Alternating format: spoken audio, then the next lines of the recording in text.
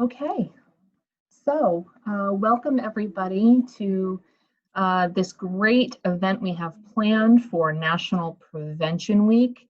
I have been looking forward to this for quite a while. I know people are going to start to hop on here in a second, but I'm so happy to be able to introduce our special guest today, David Goldenkranz. Thank you. Good to be here.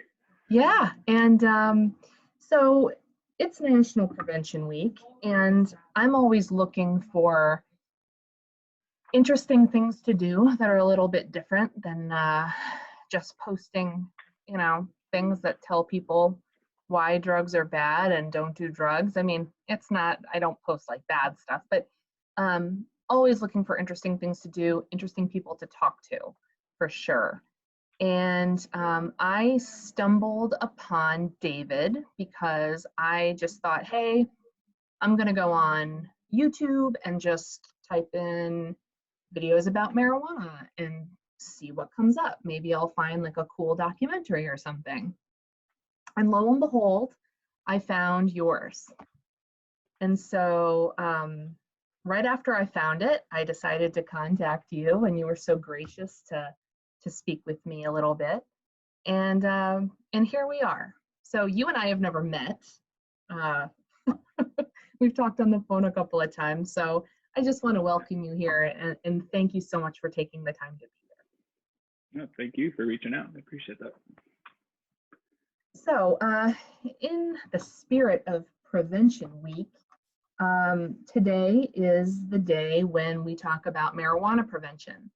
And different coalitions around the country are doing this a little bit differently. We're seeing a lot of hashtag posts and NPW 2020 and all of this stuff. And I can guarantee that nobody else has booked you to do an interview today. I am super psyched that I got you. So I have some questions I want to ask you about your documentary. I really, really enjoyed it. And I feel like storytelling is such a great way to teach people and to reach people. Looking back, what inspired you to make your documentary? Yeah, so I actually made the documentary in 2010. It was my senior year of college, and I had just gotten sober, I believe it was that year. And I think, honestly, one of the biggest hurdles that I was facing was that you get a lot of accolades as far as when it comes to harder drugs or alcohol in the recovery community. But I felt like even within meetings, and there were sometimes certain settings where people were just kind of shrugging off this marijuana thing. It just wasn't really on their radar as like a problem. So, and then as far as the general population, that was a joke to begin with. People literally would just kind of sometimes laugh at me outright if I told them that I, didn't smoke because it was a problem, or, I couldn't stop or whatever. They were like, it's not addictive, So I just, to be honest, I think I had a little bit of a chip on my shoulder. I think I had a bit of a vendetta. I was just kind of like, this is not fair. Like this, I'm working so hard to not use the substance again, and I can't even get the support of even members of my own family. We're just like, oh, this isn't, congrats on stopping, I guess. It's just like, I was just finding it very hard to prove to people that it was something that was not only a struggle for me, but that I was seeing it affect my friends' lives and other people in my family as well. But I kind of felt like I needed to just get that message out there, which then led to the title, actually, from talking to somebody else who he kind of was like a consultant for me on the film, was like, it's almost like it's treated like a second-class citizen. It's like, oh yeah, it's like this second-class addiction. It's not taken seriously, and it doesn't get the same, respect or like rights, if you will. Yeah, so I think it really just kind of motivated me to create something that could just help show what that struggle was like. Yeah, and truth be told, I actually had no intent of being in the film. It was supposed to be kind of an objective piece, but I had an advisor on that film who was like, it's a personal story, you need to be in it. And so had to step on the other side of the camera, and that was not something I was necessarily comfortable with or had planned on doing, but I think it ultimately added to the story, and like you said, has made it into more of a story than kind of just an info session. Right. Yeah. Yeah, I mean, I'm finding more and more in the health education world, it's really stories that people respond to more. Um, and like, I always prefer hearing about, human interest stories. At the same time, you don't want to exploit people's experience either. So I thought you did an excellent job in navigating how to talk about it. I was just blown away. Thank you. So there's so many opinions and perceptions about drugs and addiction, right? So stigma and what's the best way to get into recovery or whatever. There's so many different things that people talk about. Um, After you made your documentary, what was the initial feedback you got after you released it? And did anything surprise you? So, truth be told, the biggest showing of it was actually at my college in a full-size theater, surrounded by peers who had also done senior thesis, but also all professors from all over the college. So I was having people stop me, in the hallways, telling me like that was powerful, like thank you for making that, or that was brave of you to tell that story. I was initially kind of cringing because it was like I invited a few people to watch it, but it was like it was a very vulnerable experience, both creating it and then showing it and seeing that I was just kind of bearing my entire story for people who, barely knew me. I, to be honest, there wasn't a huge reaction to it when I initially created it, though, because after that, I didn't have much traction on it. It wasn't until I ended up posting it on for free on YouTube because I was like, well, I'd rather the intent was never to monetize it, so the whole point is to get the message out there. And I forgot I had posted it, and all of a sudden, just started seeing all these little flips coming up in the social media, like subscribe, all this stuff, which I was not very proficient at that time with what I was doing there.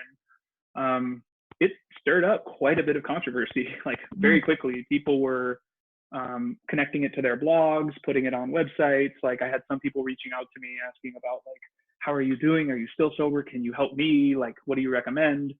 But I had a lot of other people, in fact, way more people who just vehemently needed to like explain to me why it wasn't addictive, or that, oh, I've been smoking for 20 years and I can stop anytime I want, or I stopped for 2 months and I had no problem.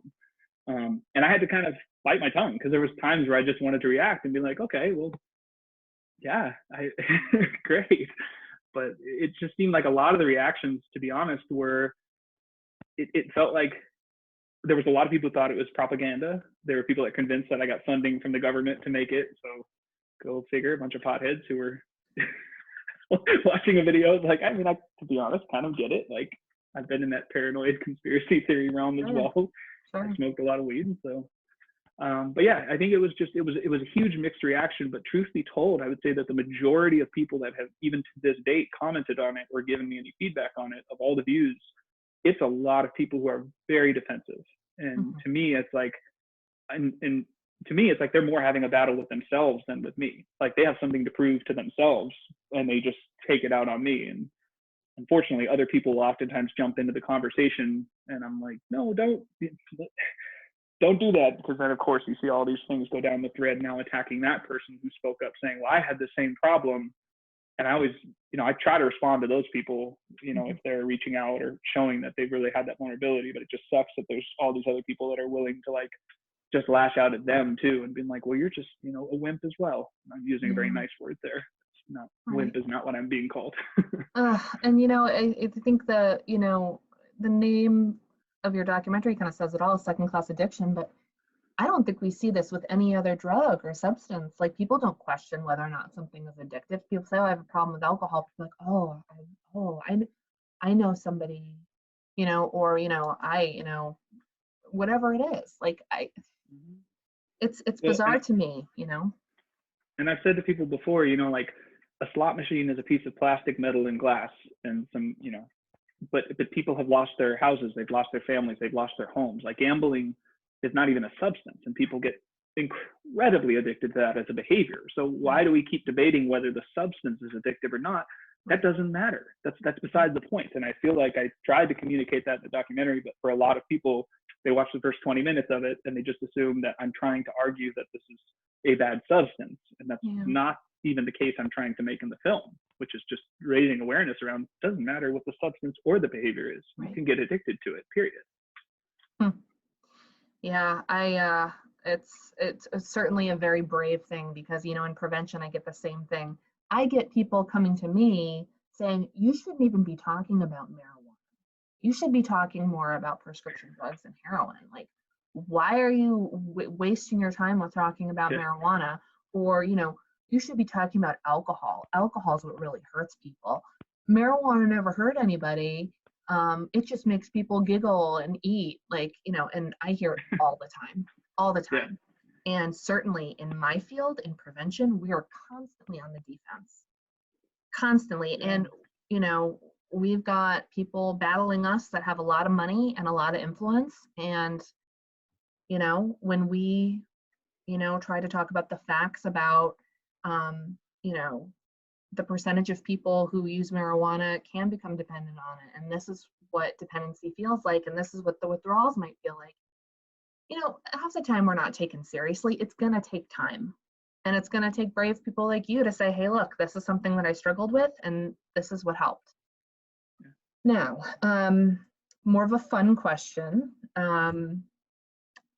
I I love when people bring in experts because I think you brought in some experts in your video that really nailed it. They really had good perspective. And then you had people who, spoke against that point of view as well. But who would you have liked to have interviewed just for, S's and G's? Who would you have liked to have talked about? Alive, dead, famous? Like who would you have liked to get some perspective from? If money was no issue, time was no issue, history was no issue, who would you like to talk to about marijuana? Money, time, and history then we can go. I mean, yeah, would it be fun to resurrect Hendrix to have that conversation? Sure. But Yeah. I don't know. I was actually thinking about this one. I think it's somebody that just came to mind, and it may be over the top and a little cliche, but I think former President Barack Obama would be an interesting person. Yeah. In part just because that video surfaced of him smoking. And I think that his response was always so muted to it that it sort of like went away. I think that when it got launched, it was like designed to like sabotage him, and he just did a really good job kind of like, anyways, back on the more important things. Yeah. I think part of the reason I would want to influence him though, interview him, is because I see him as such an influencer in terms of, and you have so many young followers and still people who look to him and kind of idolize him as this person who, is a relic of better times, maybe, if you will, not Sure. to politicize this, but I just think that I would be curious kind of what his perspective is on it as somebody who, sees addiction, obviously looks at he had clearly seen, numbers in terms of how this was affecting the population, how it was affecting, productivity, work, inpatient. I mean, just like there was clearly some awareness within the White House staff on how addiction affects the country, period. So yeah, I would just be kind of curious on, what his take would be on the legality aspects of it, and especially now that he's no longer president, like where he stands on that in terms of, decriminalization, legalization, people getting help for it. And again, I think having somebody who's kind of a big influencer in that realm would be potentially, people aren't going to, like people don't listen to somebody like me who's just going to go out on a limb and make this documentary. But I feel like if somebody like him, and granted I'm putting words in his mouth, was able to say like, look, this substance works for some people, it doesn't for others. Like we've seen problems with it. It clearly is, having an effect on our nation, and it's caused quite a big debate. People might listen. Right. So, again, money and time and history being no issue, he would be somebody I would potentially interview on the subject. Yeah, totally. That's good. A little Hendrix just for, its little creative aspect, and then somebody who could talk about anything really, with a good delivery. I have to say, I'll tell you this. I don't know if you've seen the Carpool Karaoke, and now it's like Carpool Interviews. I don't know if you've ever seen any of these, where two celebrities will drive around. James Corden, he used to drive around with like a singer or an artist, and they used to both sing karaoke to that artist's music. Anyway, talk about marijuana and culture and norms and popular culture. Matthew McConaughey and Snoop Dogg did like a carpool karaoke type deal the other day. And in the snippet that I saw, Matthew McConaughey was talking about his famous "all right, all right, all right," and what he thought about to get into character and stuff. And he's sitting with Snoop Dogg, right? So, you know, obviously two people who I would imagine are users. And they just had like a good laugh over it, kind of. And I'm like, oh my God, this is so iconic. And I'm like, you know, here I am, like a fan of the movie.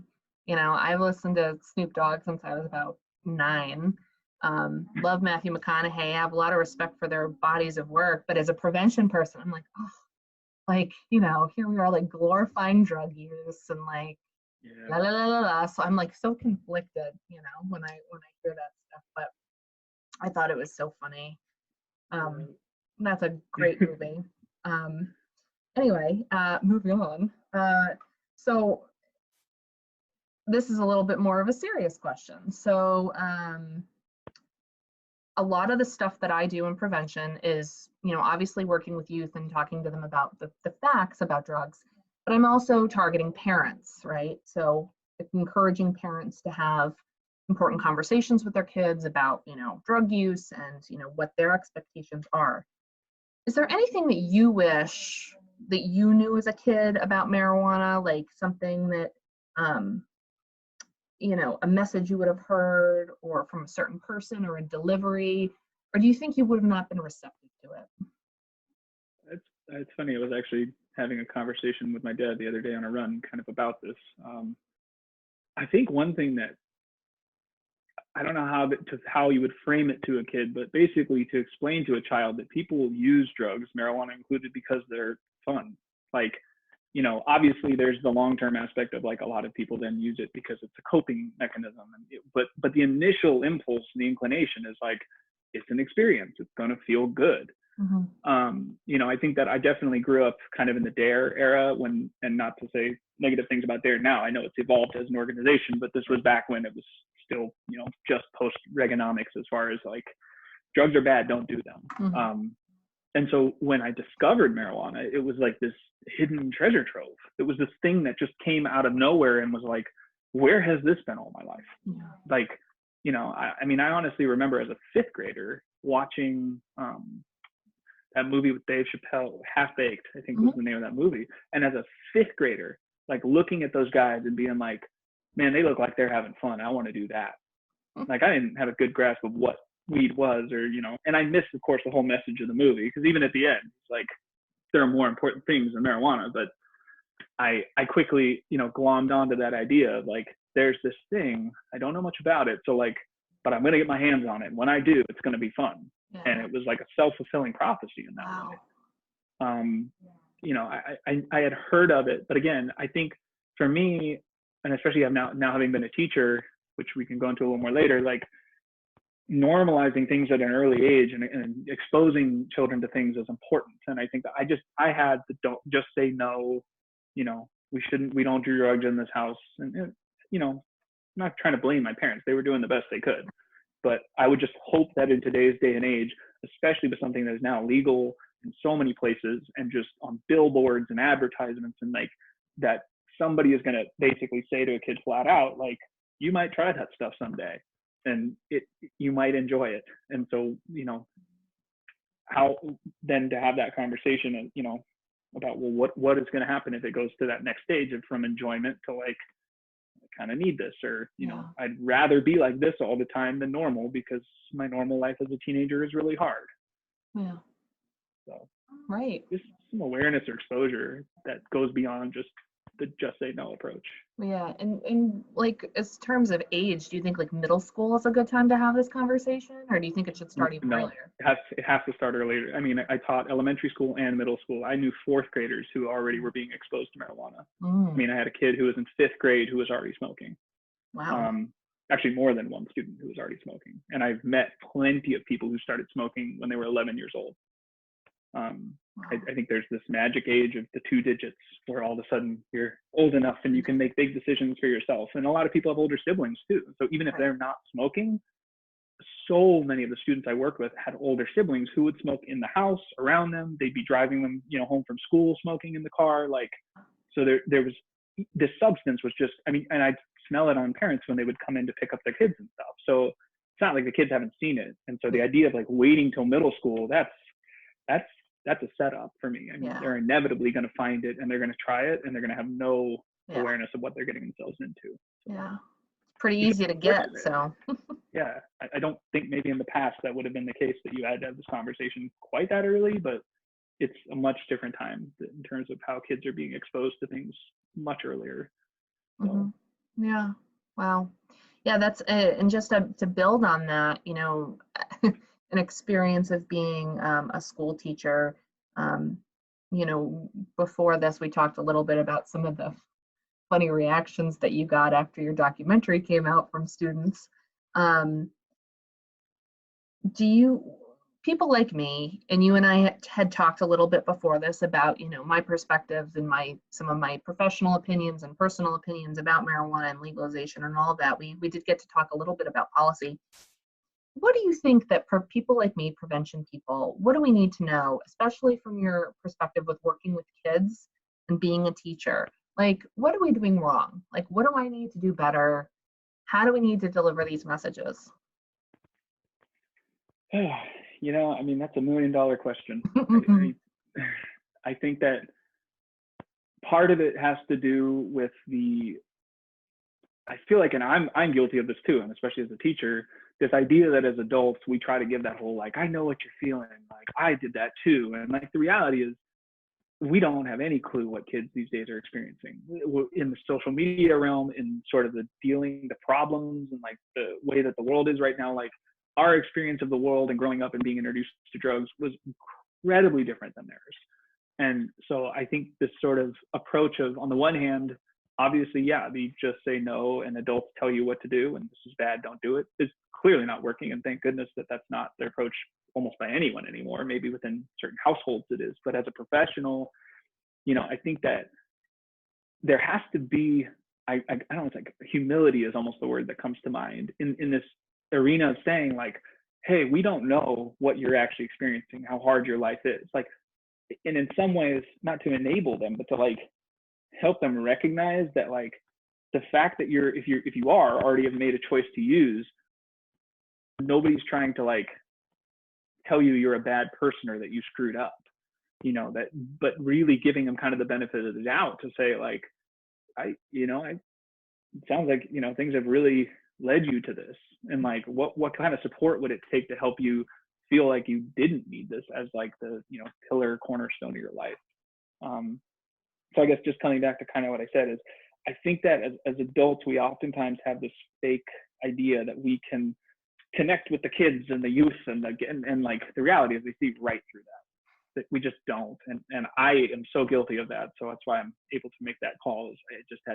I had to kind of finally just become the old man in the classroom that I was. And this is, you know, coming from somebody who's barely over 30, that kids already looked at me as like an old married dude who, you know, clearly didn't know what good music was anymore. And yeah, and not to go too far into it, but my middle schoolers very quickly figured out, they found my documentary, they quickly discovered, and that video went almost immediately viral within my school. So that became a whole discussion in and of itself. And I had to really deal with that and take that head on, to have that conversation, to just say like, yeah, like this is something I chose to do. It's also, recovery is something I chose to do as well. And to like realize that this wasn't making my life better.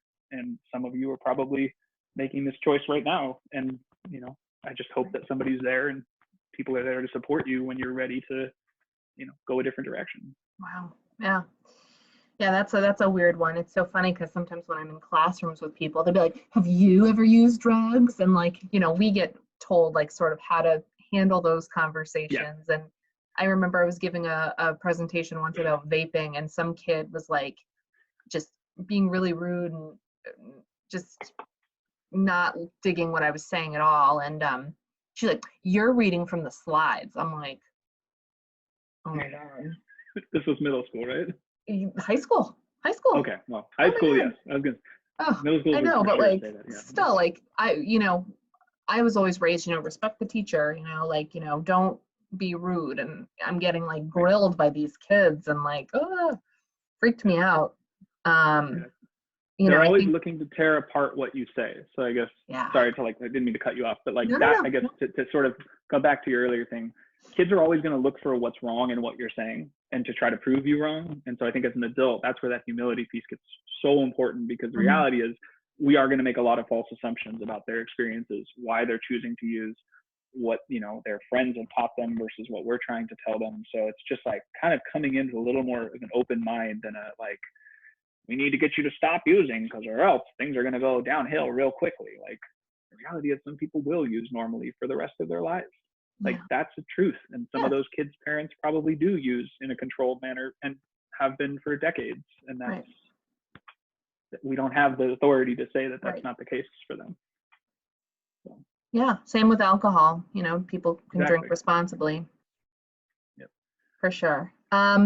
So do you think facts have a place in all this? So do you think we should be talking about science and facts? And, you know, do you think that's still a good thing to bring out there in the community and talking to kids?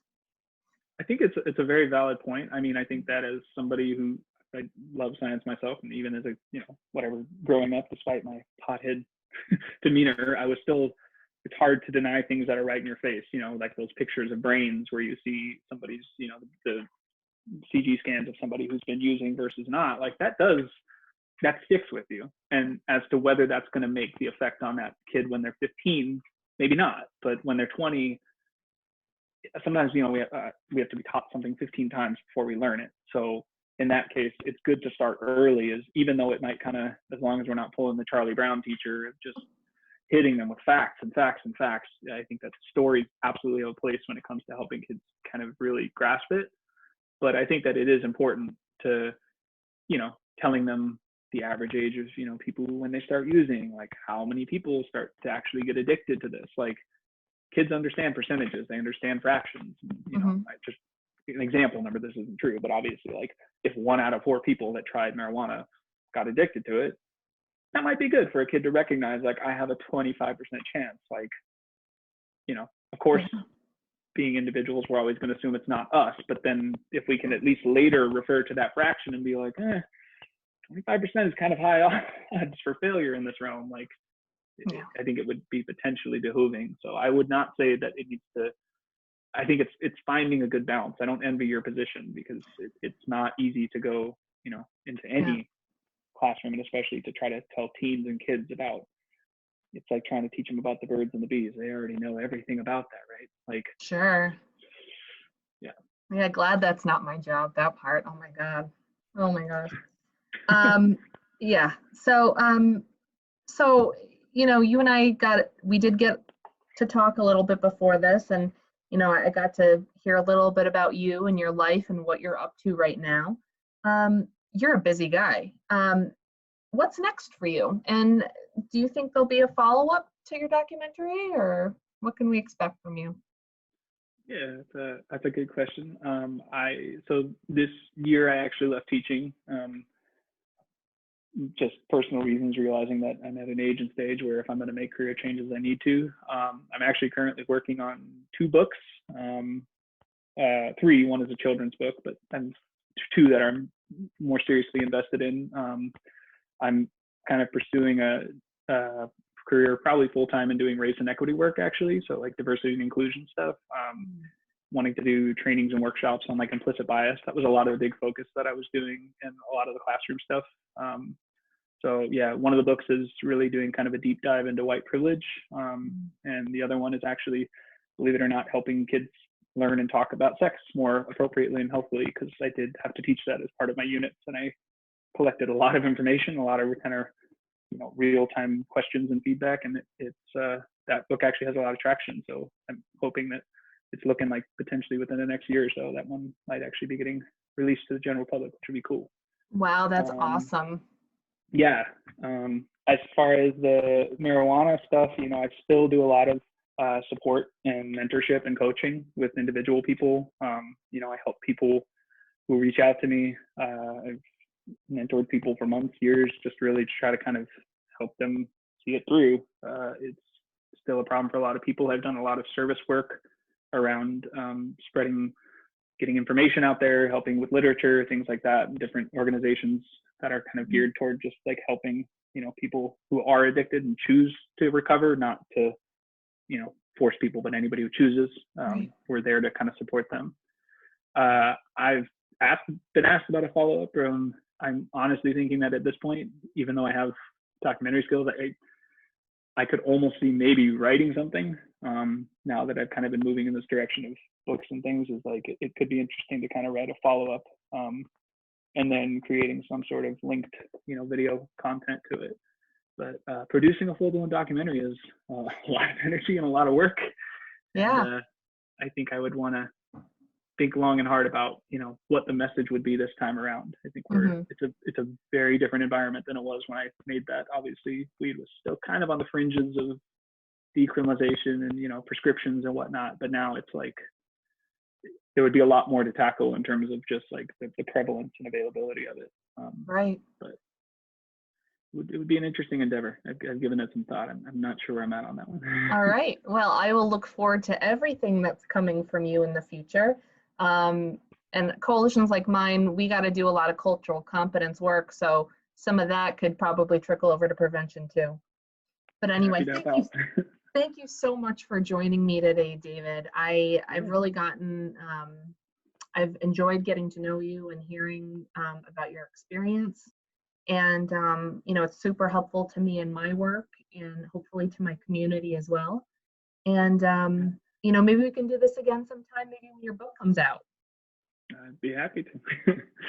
Thank you. Thank you so much for having me. It's been. Yeah. Now, the best way to reach you, if anybody watching this is curious to get a hold of you, does Facebook work or? Facebook is definitely a way. David Goldencrans. I'm happy to even give out personal information. My email is literally david.goldencrans@gmail.com. Terrific. If you have a hard time spelling that, I'm sure we can put something on here. Yeah, we can. We definitely can. All right. Okay. All right. So thank you so much. Have a great day. And we'll keep in touch. Yeah. All right. Thank you. Bye-bye. Bye.